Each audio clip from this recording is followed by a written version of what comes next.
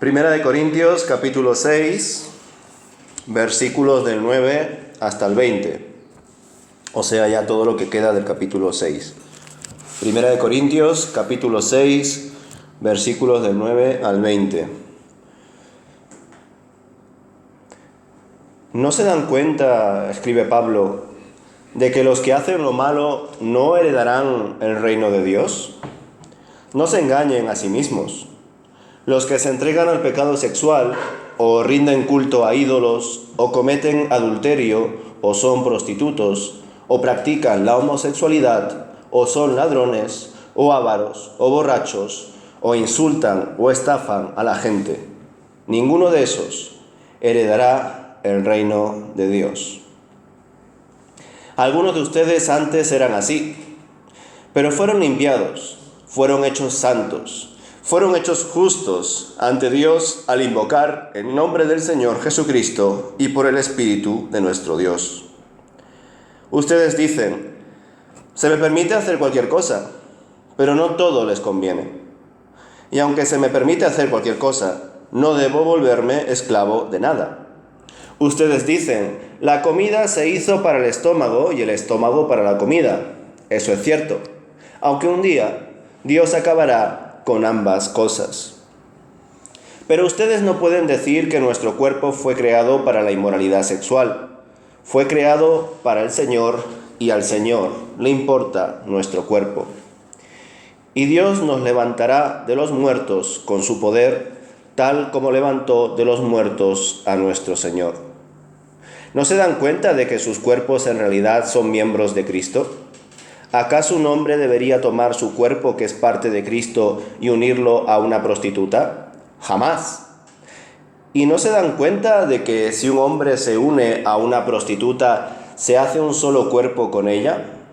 Pues las Escrituras dicen, los dos se convierten en uno solo. Pero la persona que se une al Señor es un solo espíritu con Él. Huyan del pecado sexual. Ningún otro pecado afecta tanto el cuerpo como este, porque la inmoralidad sexual es un pecado contra el propio cuerpo. ¿No se dan cuenta de que su cuerpo es el templo del Espíritu Santo, quien vive en ustedes y les fue dado por Dios? Ustedes no se pertenecen a sí mismos, porque Dios los compró a un alto precio. Por lo tanto, honren a Dios con su cuerpo. Muy bien, pues vamos a ver estos asuntos que se describen aquí. En esta segunda parte del capítulo 6, el apóstol Pablo continúa con un tono de advertencia y les hace ver que aquellos que practican lo malo no heredarán el reino de Dios.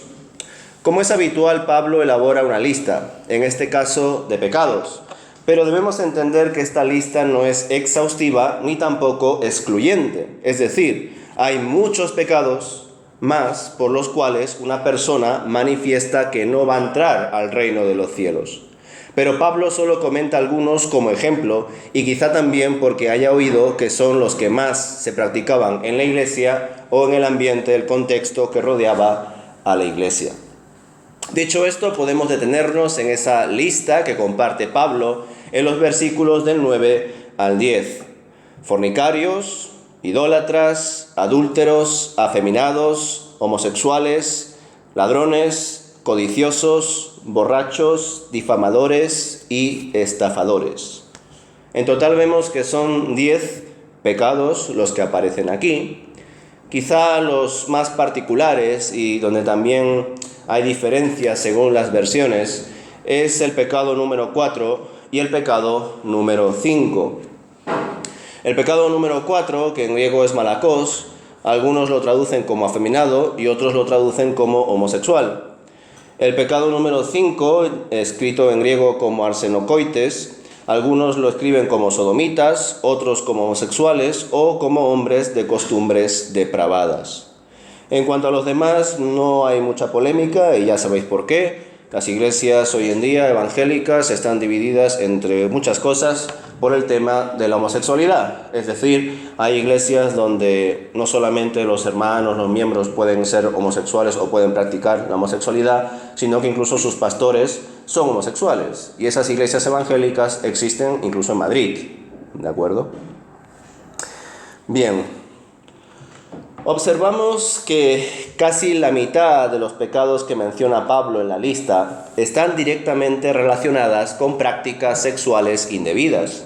Y en verdad, si pensamos en pecados como la idolatría, la codicia y la borrachera, que aparecen también en la lista, nos damos cuenta de que son pecados bastante vinculados con los pecados sexuales. A menudo mucha gente comete estos errores porque idolatra el cuerpo humano, o porque se obsesiona con una mujer o con un hombre, hasta puntos en los cuales cometen diferentes actos inmorales con esa persona. Por supuesto, también está la realidad de que algunas personas desean aquello que en un principio no pueden tener, como por ejemplo la mujer de otro o el esposo de otra, ¿no? Y eso, desde luego, ya sabemos que es la codicia, ¿verdad? El codiciar, el desear algo que nos es prohibido, algo que no nos pertenece, y por tanto también es un pecado que tiene bastante relación con lo que podríamos denominar pecados sexuales. Y bueno, ni qué decir sobre los borrachos, ¿verdad? O la gente que necesita algún tipo de droga para vivir o divertirse, y suelen aprovechar estas situaciones de desenfreno para acostarse de forma indiscriminada con gente de su entorno que esté también bajo esos mismos efectos, o directamente con desconocidos en lugares sociales o festivos. También quiero aclarar un asunto relacionado con la diferencia entre lo que somos y lo que hacemos, en lo que es nuestra identidad como tal y luego lo que cada uno quiere practicar. Ya sabéis que también hay polémica con esto. Bueno, bajo mi punto de vista entiendo, hermanos, que ningún individuo nace adúltero. Ningún individuo nace asesino, ni ladrón, ni mentiroso, ni nada por el estilo.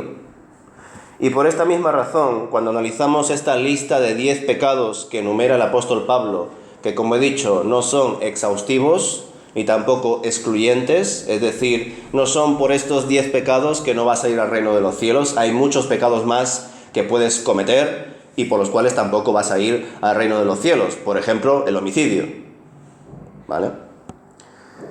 Y no es exhaustivo porque imaginaos, si el apóstol Pablo se pone aquí a escribir todos los pecados por los cuales queda en evidencia que una persona no va a entrar al reino de los cielos, nos quedaríamos aquí con un libro solamente de eso, de todos los pecados al respecto. Por eso os digo que yo creo que el apóstol Pablo aquí solamente menciona estos 10 pecados porque probablemente serían los que él más escuchó, que desgraciadamente en esta iglesia se había practicado o incluso algunos todavía estaban luchando con ello, y también serían los pecados que más rodearían al entorno de la iglesia. Por tanto, hermanos, cuando leemos esta lista de pecados y nos damos cuenta de que allí, en medio de todos esos pecados mayoritariamente sexuales, está el asunto de la homosexualidad, estamos entendiendo a la luz de ese texto que al igual que una persona no nace asesino o ladrón o lo que sea, tampoco nace homosexual, sino que algunas personas por diferentes circunstancias deciden en algún momento de sus vidas practicar la homosexualidad, pero eso no significa que sean homosexuales, solo que la practican. Ya sabéis que hay un gran movimiento de personas que considera que uno debe aceptar lo que es, y si uno descubre que es homosexual, debe aceptarlo. Pero como digo, vemos en el versículo 11 que varios de los que conformaban la iglesia de Corinto practicaban estos pecados y sin embargo dejaron esa vida atrás y fueron santificados por Dios, volviéndose justos en el nombre del Señor y ya sabéis todos esos asuntos que suponen haber nacido de nuevo. Por tanto, hermanos, yo considero que a la luz de esa lista y a la luz también de lo que pasa posteriormente con aquellos hermanos que practicaban los pecados que Pablo enumeró en esa lista, nos da esa evidencia de que por un lado son pecados que se practican, uno no nace con ello, no entra en discusión la identidad, y por otro lado, por esa misma razón, las personas pueden dejar de practicar eso. Si aceptamos la hipótesis de que hay personas que nacen homosexuales, nos encontraríamos ante la realidad de que esas personas no podrían dejar de practicar la homosexualidad, porque no es una cuestión de práctica, es una cuestión de identidad, de su ser. Son así, han nacido así, hay que aceptarlo así. Y este discurso, ya os lo he dicho al principio, no solamente se da desde algunos entornos con esas ideologías, sino que también hay iglesias evangélicas que están a favor de la homosexualidad, donde sus propios pastores o ministros son homosexuales y se pronuncian así públicamente. Y esas iglesias evangélicas existen en Madrid y, por supuesto, en muchas partes del mundo. Es una de las razones por las cuales las iglesias están divididas al respecto. Ahora bien, parece que algunos, continuando ya luego en las conclusiones, veremos un poco más en la aplicación y nuestro contexto de ahora, parece que pese a que a varios dejaron de practicar estos pecados que Pablo enumeró, más adelante, ya casi finalizando con el capítulo 6 de 1 de Corintios, Pablo comparte que algunos todavía se estaban viendo tentados a volver a las malas prácticas, pero ciertamente es posible, con la ayuda del Espíritu, dejar la vida pasada atrás. De hecho, es prácticamente todo el discurso de la carta en general, ¿verdad? Personas que habían tenido una mala vida, pero que desgraciadamente todavía, en algunos casos, se veían tentados a volver atrás. Y el apóstol Pablo les anima y les exhorta a que no lo hagan. Por otro lado, vemos que a partir del versículo 12 el apóstol les aclara el buen uso de la libertad en Cristo. Todo me es lícito, pero no todo me conviene, lo expresa la Reina Valera. Aquí la Nueva Traducción Viviente lo expresa de una forma un poco más coloquial, ¿verdad? Ya que entendemos, hermanos, que por supuesto una persona que ha nacido de nuevo, que se ha renovado, es una persona que está en libertad. La verdad le ha hecho libre, como el propio Jesús expresó, pero el cristiano no puede abusar de esa libertad. En efecto, el cristiano ha sido liberado de las cadenas del pecado y por ello puede actuar con mayor conciencia, con mayor responsabilidad. Pero esa libre conciencia no se puede usar para hacer lo que sea. Ni tampoco esa libertad en Cristo se puede entender como una carta abierta donde tú puedas hacer cualquier cosa, y mucho menos dejarte dominar por esas prácticas. En el versículo 13 expresa el apóstol que el cristiano, a diferencia del judío, puede comer cualquier cosa, pero eso no significa que sea una de sus mayores ocupaciones o placeres, pues todo ello queda atrás en el día postrero. Es decir, muy bien, el estómago es para el alimento es para el estómago, pero todo eso queda atrás en la eternidad. Y entiendo yo que el apóstol Pablo comentó este asunto, no porque necesariamente en la iglesia de Corinto habría gente que caería en lo que denominamos la gula, sino simplemente por dar esa diferencia de que en efecto los judíos no podían comer muchísimos alimentos. Incluso habían alimentos que no eran impuros, pero al ser sacrificados para ídolos, muchos entendían que eso tampoco podían comerlo. Luego ya hablaremos más adelante cuando el apóstol Pablo habla de la importancia de la conciencia, de cómo aquellos que entienden que aunque haya sido sacrificado a ídolos y nosotros lo bendecimos en el nombre del Señor, lo podemos comer, no pasaría nada. Pero si por alguna razón tu conciencia te indica de que eso aún así no está bien del todo, pues no lo hagas, no pasa nada. Y si tú conoces a hermanos que a eso le supone como una especie de tropiezo para ellos, pues come en tu conciencia, pero no delante de ellos, para no ser de tropiezo. Una aplicación muy boba al día de hoy sería, por ejemplo, aquellos hermanos que vienen de iglesias latinoamericanas bastante conservadoras, donde, por supuesto, los hermanos, y especialmente los líderes, los pastores, no toman cerveza, ni una copita de vino, ni nada por el estilo. Entonces, claro, cuando esos hermanos vienen aquí y se congregan en una iglesia evangélica cualquiera de aquí, y ven que de vez en cuando el pastor queda con otro hermano y se va al bar y se toma pues una copa de vino o una caña, pues se quedan escandalizados, ¿verdad? Diciendo, pues el pastor está viviendo en pecado, ¿no? O algo así. No comprenden que hay una gran diferencia entre ser alcohólico y tomarte una caña, ¿verdad? Pues algo así sería, aunque es un poco bobo el ejemplo. Bien, teniendo en cuenta, por otro lado también, ya sabéis que el apóstol Pablo es uno de los asuntos que más usa, el ejemplo de la Iglesia y nosotros en general, ¿no? Cada uno como individuo y también como Iglesia, pertenecemos a Dios, somos el cuerpo de Cristo y Él es la cabeza. Y es por eso que Él aquí también entiende que es positivo recoger esa metáfora y compartirla en esta línea, ¿no? Que el cuerpo del creyente es donde habita el poder del Espíritu, la presencia del Espíritu, y por eso nuestro cuerpo no debe ser deshonrado con actos impuros que enfaden a Dios y entristezcan al Espíritu. Esta enseñanza, como ya sabéis, pues es una enseñanza que repite mucho el apóstol Pablo. Y a continuación, en los últimos versículos del capítulo 6, el apóstol pues les recuerda que son miembros del Mesías y que ellos mismos se deben a Dios en todo y no pueden estar pecando como si fuesen gente del mundo. Indudablemente Pablo es consciente de que la fornicación es uno de los pecados más atrayentes y atrapantes para la gente. Por eso les ruega que huyan de todo tipo de pecado sexual que los lleve a esa mala vida. Les recuerda que ellos deben permanecer unidos al Señor y que sean uno con Él, porque de esa manera podrán vivir adecuadamente. Este es uno de los asuntos con los que también quiero concluir, ¿verdad? Entender que nosotros, a diferencia de la institución de la Iglesia Católica, nosotros no diferenciamos pecados veniales, pecados capitales, pecados que son peores o pecados que son mejores. Todo tipo de pecado es malo a los ojos de Dios. Pero es cierto que hay pecados que tienen mayores consecuencias. Y entre ese grupo podríamos entender que están los pecados sexuales. Pero también estaría, por ejemplo, el asesinato. ¿Eso significa que son peores pecados? Sí y no.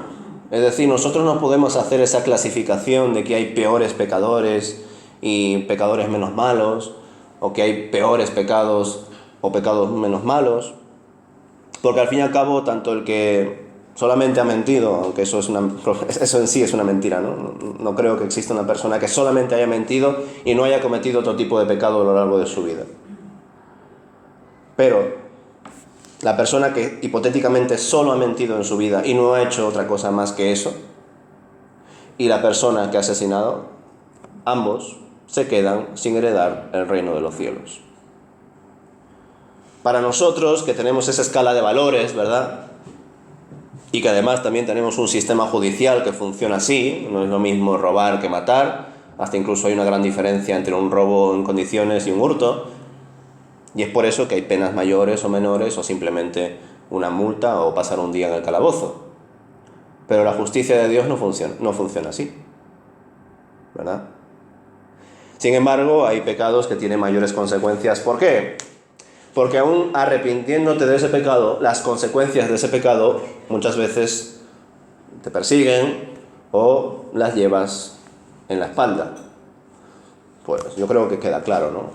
En el caso del asesino, pues por más que te arrepientas y por más que llores y por más que intentes subsanar tu situación, confesarlo, ir a la cárcel y demás, pues sí, Dios te puede perdonar, te puede dar una nueva vida, pero la persona que has matado se queda muerta, no va a volver a la vida.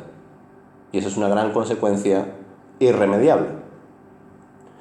Y cuando tienes relaciones sexuales con una persona que no es tu pareja, o con una persona de tu mismo sexo, o en definitiva tienes relaciones sexuales inmorales, pues cometes el riesgo no solamente de romper la dignidad de esa persona y la tuya, no solamente cometes el error de burlarte de la imagen de Dios puesta en esa persona y en ti, sino que además corres el riesgo de tener un embarazo no deseado, corres el riesgo de romper un matrimonio, corres el riesgo de, pues, coger alguna enfermedad de transmisión sexual, etcétera, etcétera, etcétera.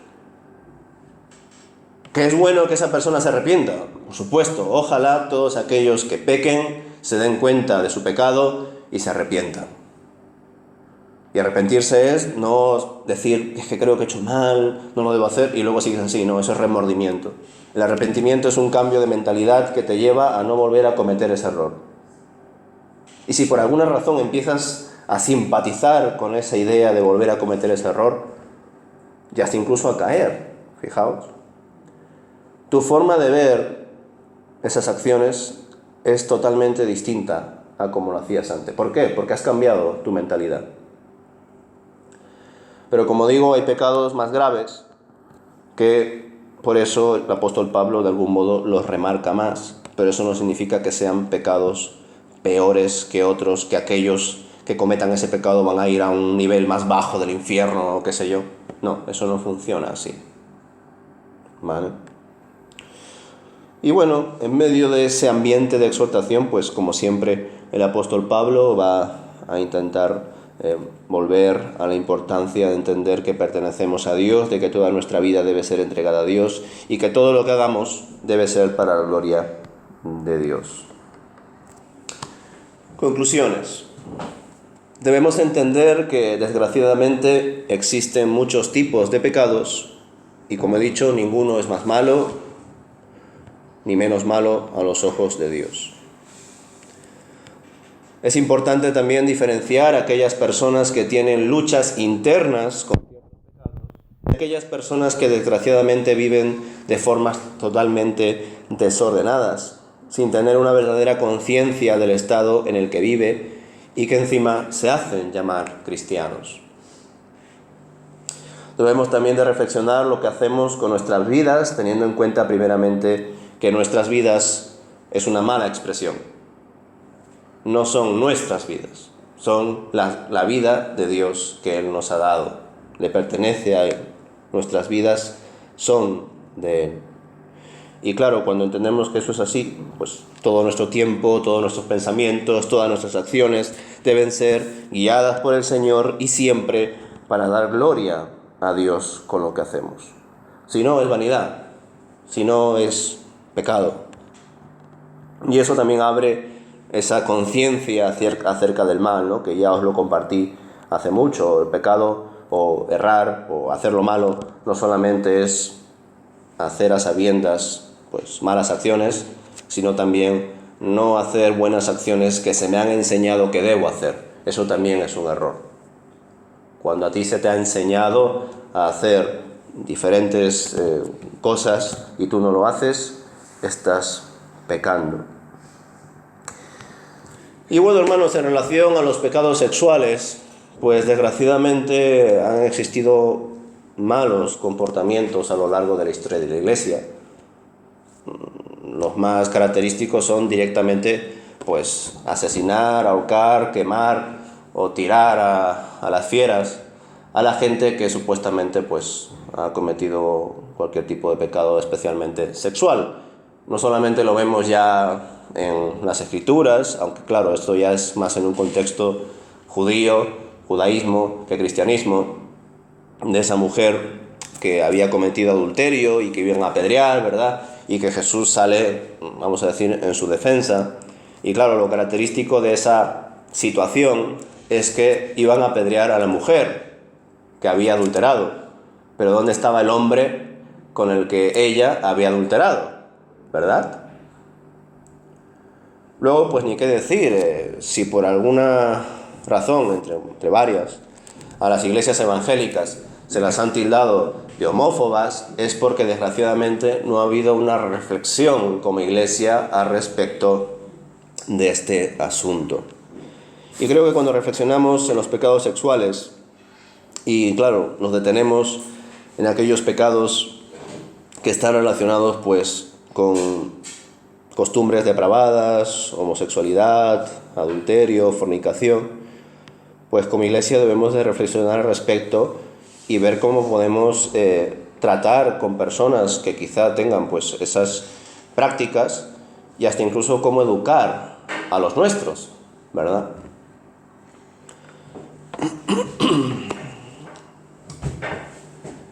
¿Conocéis la película de la izquierda? Identidad borrada es en España. Se titula en España. La de la derecha sí la conocéis, ¿verdad? ¿O tampoco? Ha habido mucha polémica. Esta es del 2022, Lightyear, y la de la izquierda, Identidad borrada, es del 2018. Quizá conocéis más la de la derecha. ¿Tampoco? Bueno, algunos sí, otros no. Muy bien. La película de la izquierda es una película que refleja situaciones que desgraciadamente pasan en algunas partes de Estados Unidos. El hombre que está no en el centro sino a la derecha es Russell Crowe, que a él sí le conoceréis, y él hace de nada más y nada menos que de pastor evangélico bautista. La que veis a la izquierda es la esposa del pastor y es Nicole Kidman. El del centro es un joven que ahora mismo no me acuerdo del nombre y tampoco es demasiado famoso o representativo como sí lo es pues Russell Crowe y Nicole Kidman. Esta película refleja un asunto que quizá algunos de vosotros habréis leído en artículos, que son los centros de terapia de conversión.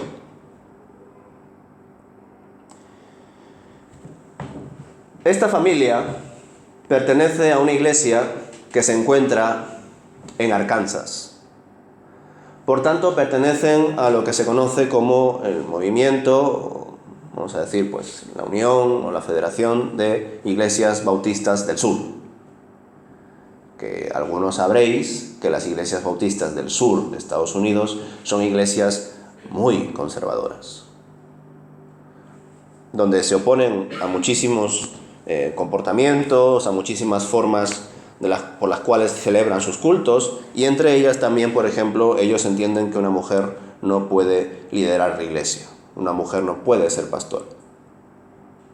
De hecho, la Unión Evangélica Bautista de España, a la cual pertenece la comunidad cristiana Benecer Villa de Vallecas, y por tanto nosotros pertenecemos porque somos punto de misión de esa comunidad, en su día tuvo relaciones con los bautistas del sur, pero por esta razón y por otras, pues se tuvieron que separar, porque las iglesias bautistas de España, que pertenecen a la Unión Evangélica Bautista de España, sí se considera que las mujeres pueden enseñar, pueden predicar, pueden presidir, incluso pueden pastorear.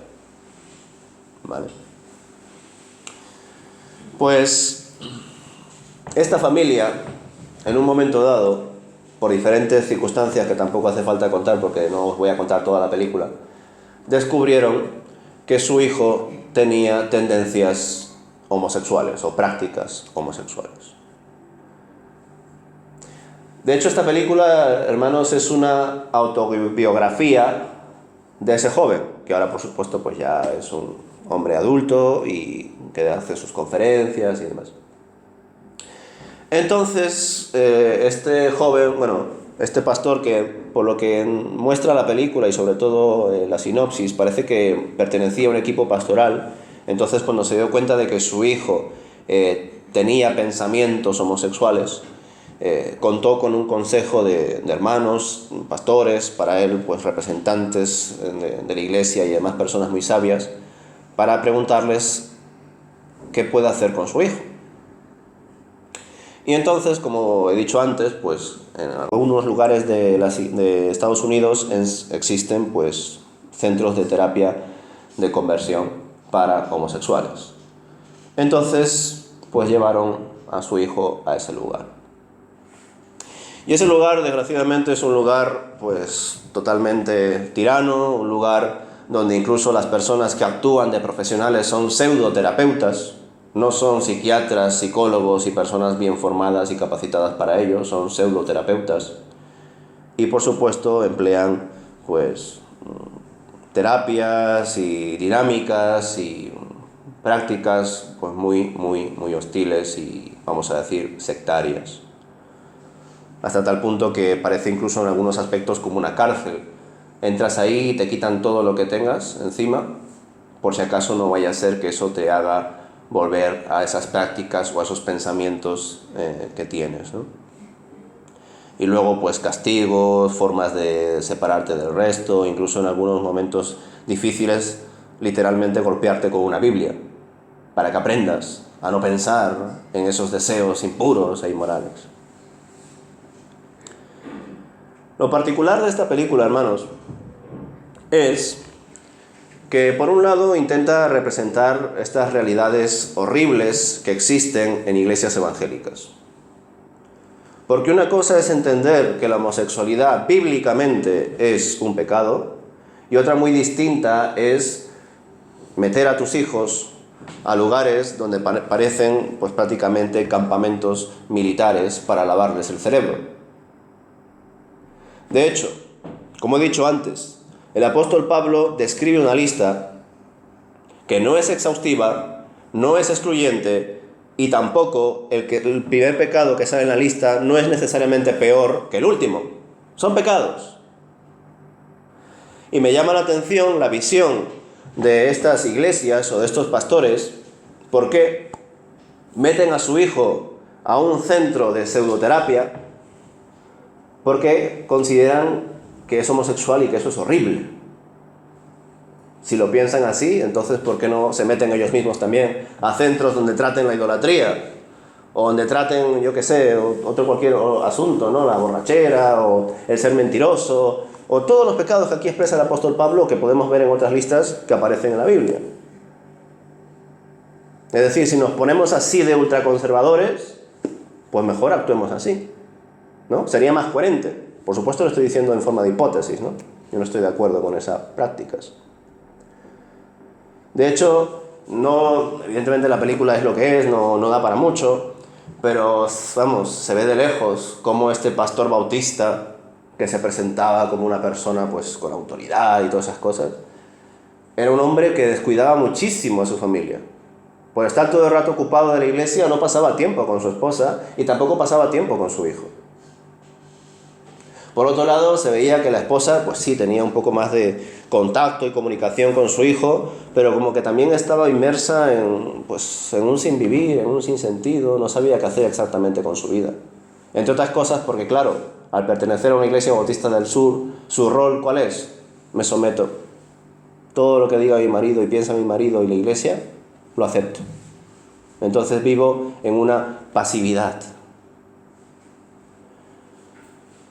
Por tanto, vemos que en esta situación había un montón de incoherencias. Otro asunto también muy interesante es, y esto ya lo voy a conectar con la otra película, que este joven, cuando estaba en la casa con sus padres, de vez en cuando terminaba sus estudios o tenía el tiempo libre, jugaba a videojuegos. Y los videojuegos que sale en la película que él jugaba eran totalmente sádicos y bélicos. Si mal no recuerdo, el juego que sale ahí principalmente es Mortal Kombat, que es un juego de peleas donde vamos a decir que la pelea no termina como en un boxeo o en estos deportes, no. La pelea termina matando al otro y de forma totalmente sádica, gore. Y me llama la atención porque en uno de los momentos entra el padre a la habitación y le dice: hijo, venga, vamos a comer, tal. Y se da cuenta de que está jugando ese videojuego y le dice: hijo, ya sabes que a mí no me gusta mucho que estés jugando a este juego. Venga, vamos a comer. O algo así le dice a este hombre. Entonces me llama la atención que sea tan ultraconservador con que su hijo tenga pensamientos homosexuales y sin embargo le expresa su molestia ante esos videojuegos sádicos, pero ya está, se queda allí. Y esto lo voy a conectar con esta otra película, Lightyear, que, bueno, como sabéis, pues está inspirada en Toy Story. De hecho, ahí está el personaje de Toy Story, que quizá esa película, bueno, es una saga, ¿no? La conocéis más, ¿verdad? Esta película pues es lo que es, ¿no? Se centra en el personaje y demás. Pero ¿qué pasa? Que trata un contexto futurista, y en ese contexto futurista, en un momento puntual de unos segundos, dos personas, dos mujeres ya de cierta edad, se dan un beso pequeño. Y solamente la escena eran 2 segundos, o 1 segundo. Pues por esa escena, esta película ha sido rechazada en muchos lugares. Y muchas personas se levantaron y dijeron: ¿cómo van a poner una película donde hay un beso lésbico a nuestros niños? ¿Cómo vamos a dejar que nuestros niños vean esa escena? Esa escena les va a hacer homosexuales, se van a confundir, etcétera, etcétera, etcétera. Como sabéis, pues esta película, debido a toda esa polémica, por un lado, pues mucha gente cogió interés por verla, pero parece que con el paso ya de los meses que ha sido un fracaso la película, probablemente también por todo ese movimiento de crítica, ¿no? De cómo ponen dibujos animados a nuestros niños donde hay un beso lésbico, ¿no? Pues llama la atención, hermanos, y yo creo que debemos de reflexionar al respecto, porque muchísimas personas se quejaron por esa escena donde ni siquiera tenía nada relevante para la trama, ni mucho menos, simplemente fue un beso entre una mujer y otra mujer, que eran pareja, en un mundo futurista. Es decir, si hoy en día, en el año que estamos, 2022, cuando salimos por la calle, ¿a cuánta gente veis vosotros, gays y lesbianas, que se besan? Yo veo varios. ¿Por qué? Porque es lo que ellos pueden hacer si quieren. Es decir, inevitablemente cuando yo salga, hipotéticamente, con mi hijo a la calle, a comprar algo o a dar un paseo, lo va a ver. Eso no va a hacer que se vuelva homosexual por el hecho de verlo. De hecho, más bien me va a ayudar a explicarle por qué esas personas lo hacen así. Y a prepararle para esa situación que desde luego la va a enfrentar en el colegio. Lo otro particular, hermanos, es que estos mismos padres, evidentemente no todos, y no necesariamente padres, personas que estaban en contra de esta película por esta escena, luego son los que permiten que sus hijos jueguen a videojuegos bélicos. Son los mismos padres que luego dejan que sus hijos vean películas, incluso de dibujos animados, donde hay robos, donde hay mentiras, donde hay asesinatos, donde hay un montón de otros pecados. Por tanto, si esa gente que se queja plantea la tesis de si mi hijo ve esa escena de un segundo, se va a volver así. Por esa misma regla, si tu hijo ve una escena de asesinato, de mentira, de violencia, lo que sea, también se va a volver así.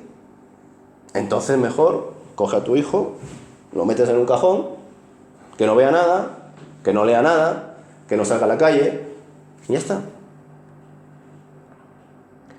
De hecho, esto existe, hermanos. Por eso he dicho, una parte de esos padres y de esas personas que se quejaron por esta escena lo hicieron de forma coherente a su pensamiento. ¿Por qué? Porque existen padres que están a favor de la escolarización en casa. Son padres que a sus hijos no les llevan a cumpleaños de sus amigos. Bueno, en definitiva, son padres que en casa ni siquiera hay televisión. Y por tanto esos padres, al menos para mí, yo no estoy de acuerdo, por supuesto, con esa educación, pero me parecen personas coherentes con su pensamiento, porque son ultraconservadores. Y ellos creen que si sus hijos viven en el mundo y ven y escuchan las cosas que hay en el mundo, se van a contaminar. Vale, pues si crees así, en efecto entiendo que critiques esta película y 80.000 más. Porque claro, las películas son lo que son. Pero aquellos que se pusieron las manos en la cabeza por esta película, pero luego les dejas ver un montón de películas de Disney, de Pixar y de otras compañías, donde hay un montón de asesinatos, mentiras, manipulaciones, etcétera, etcétera, pues no sé, me llama la atención. ¿Y sabéis por qué es esto, hermanos? En definitiva, es decir, ¿por qué os estoy compartiendo todo esto?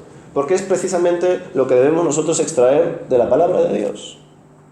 La palabra de Dios en ningún momento nos enseña que los pecados sexuales, o la homosexualidad en concreto, sean pecados peores que el de la mentira, la idolatría, la codicia, el robo, el asesinato o lo que sea.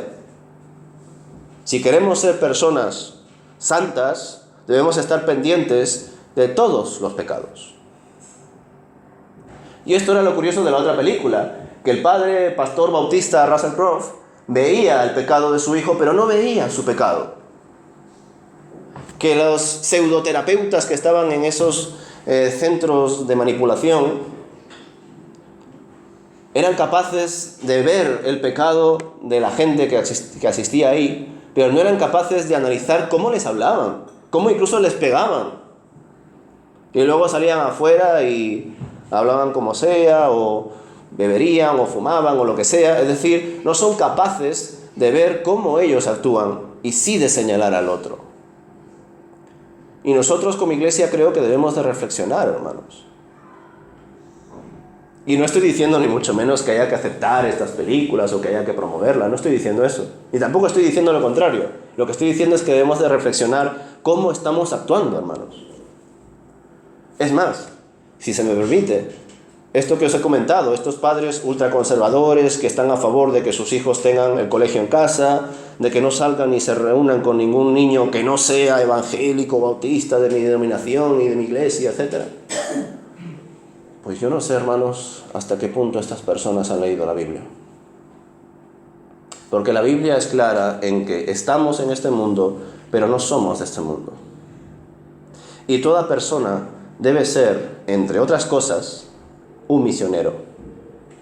Una persona que va afuera a compartir las buenas noticias. Y si tú educas a los tuyos o a ti mismo te pones las cargas de no me debo influenciar, no me debo juntar, me debo mantener puro, me debo mantener encerrado, hermanos, eso no es lo que hizo Jesús. Jesús no vino al mundo para encerrarse en una habitación. Jesús tampoco vino al mundo para señalar a unos pecadores más que a otros.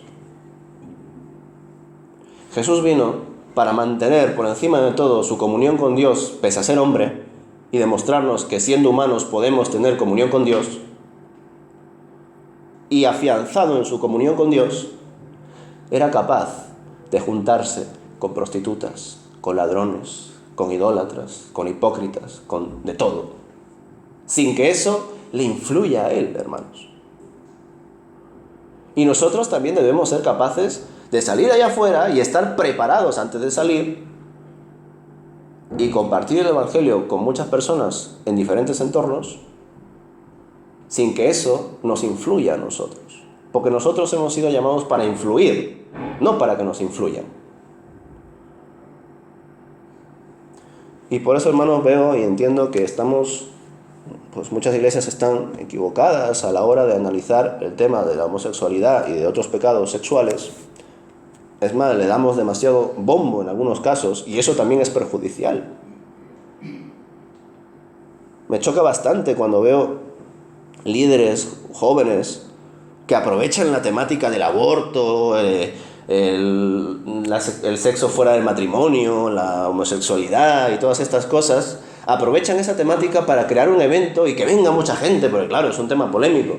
Y luego vas allí y lo que te dicen no es algo que precisamente nos aporte reflexión y bendición. Simplemente es polémica y más polémica. Y cuando hablamos solamente de la sexualidad, del problema del aborto, de los homosexuales, de la fornicación, del adulterio, de las relaciones prematrimoniales y todos estos asuntos, y lo hacemos en un sentido, vamos a decir, morboso, polémico, estamos maleducando a la iglesia, hermanos. Por eso es que estoy a favor de la predicación expositiva. Hoy ha tocado la fornicación y otros pecados sexuales. Mañana tocará otra cosa. Y luego otra, y luego otra. Porque así es la exposición bíblica. No es lo que la persona aquí crea, es lo que el texto nos va mostrando. Y ojalá así sea la reflexión, hermanos, en la iglesia. Que podamos detenernos en todos los asuntos sin ignorar ninguno, ni tampoco obsesionarnos con ninguno. Estar centrados en nuestra relación con Dios, en que pertenecemos a Dios, y con todo, hermanos, hablarle de Él a aquellos que todavía no le conocen.